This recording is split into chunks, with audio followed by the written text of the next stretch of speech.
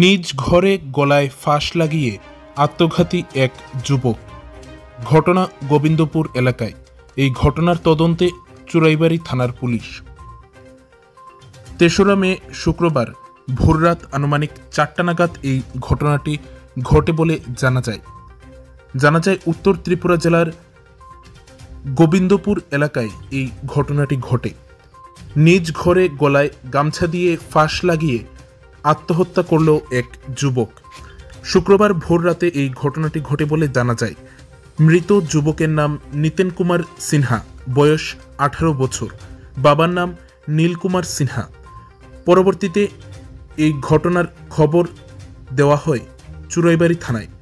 জানা যায় এই ঘটনার খবর পেয়ে চুরাইবাড়ি থানার পুলিশ সকাল আনুমানিক 8টা 30 মিনিট নাগাদ ঘটনাস্থলে ছুটে আসে এবং মৃতদেহকে ময়নাতদন্তের জন্য পাঠায়।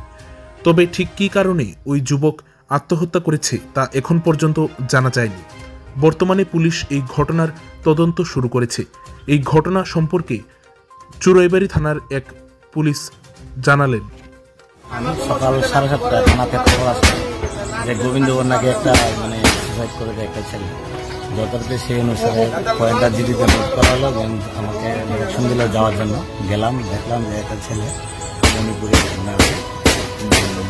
নামটা হচ্ছে নিতেন সিনহা, বয়স 18।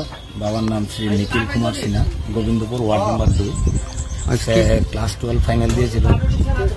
গতকালকে রাত্রে খাওয়া দাওয়া ভাতটা খাওয়া দাওয়ার পর পরিবারের সঙ্গে ঘুমায় এবং সকালবেলা ওর মা দেখতে পায় যে ও ফাঁসিতে ঝুলন্ত অবস্থায় ঘরের ভিতরে, নিজ ঘরের ভিতরে।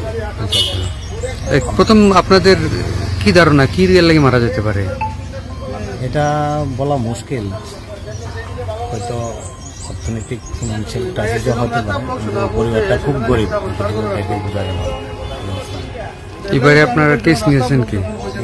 একটা অস্বাভাবিক মৃত্যু মামলা নেওয়া হয়েছে আর মৃতদেহকে ময়নাতদন্তের জন্য করমতলা হসপিটালের মর্গে আনা হয়েছে। ময়নাতদন্তের পর মৃত্যুর সঠিক কারণ পাওয়া যাবে।